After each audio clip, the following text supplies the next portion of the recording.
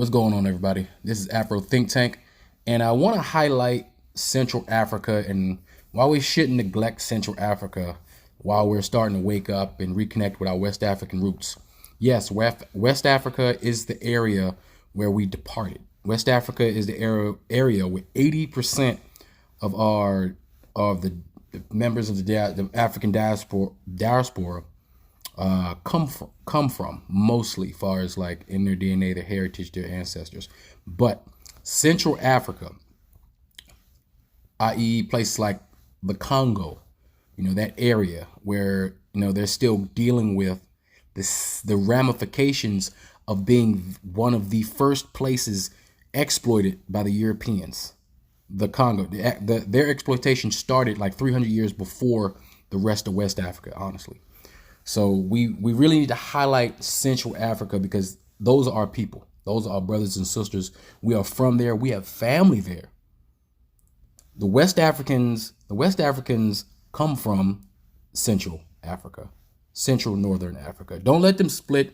Don't let them split up Africa into these in these parts as if they're as if they are places that never traveled or migrated. Or they didn't know each other and they were just stagnant communities of spear chucking Africans. Okay, that's not what it was.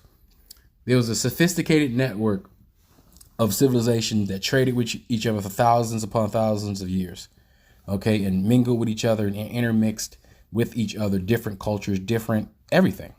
But Central Africa, I believe that we as the diasporans who are finally waking up, we kind of neglect it because we don't think about it as often as we do the West African countries.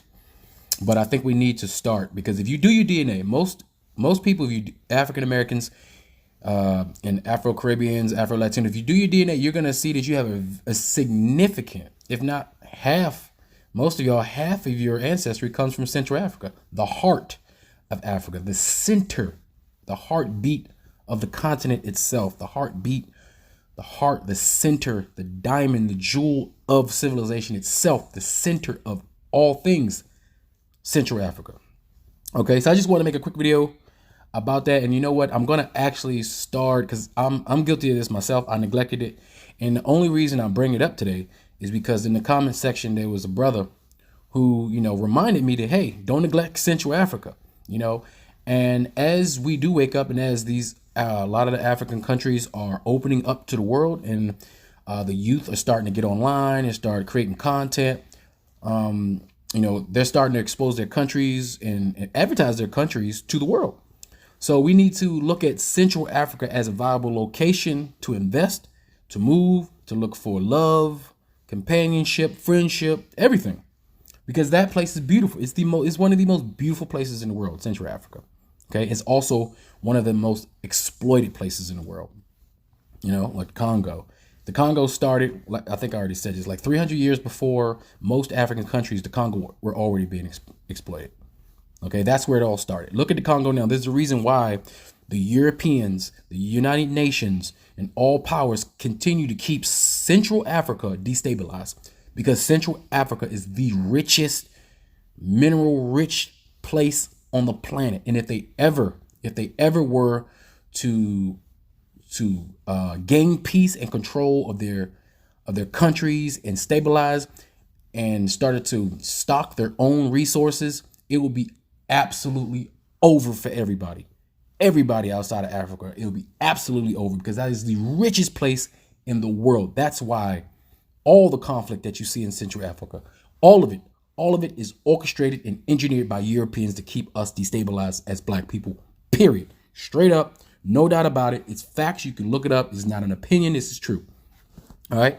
So I'm actually going to start highlighting this on my Facebook group, Real African History and Perspective. So if you guys want to check that out, go to Facebook, Real African History and Perspective. That's where my group, me and my group, we all chip in and we participate, and we put all the knowledge that we know as individuals into the pages so we can all learn together things that we don't know about each other. And we talk about history, the ancient kingdoms, the ancient warriors, ancient civilizations, our structures, math, science, all the things that we have accomplished Real African History and Perspective on Facebook, my group. That's what we talk about there. And we also talk about different perspectives of the Black community because, like I said, we're diverse. So we need to talk about the different sides of Blackness, the different sides of Africanness, the different parts of us. So we can celebrate it, understand it, learn it, and absorb it into the best parts into ourselves to make ourselves better Africans, better Black people. Okay, so I just wanted to make that real quick. This is Afro Think Tank. Teach something, learn something. I'm out.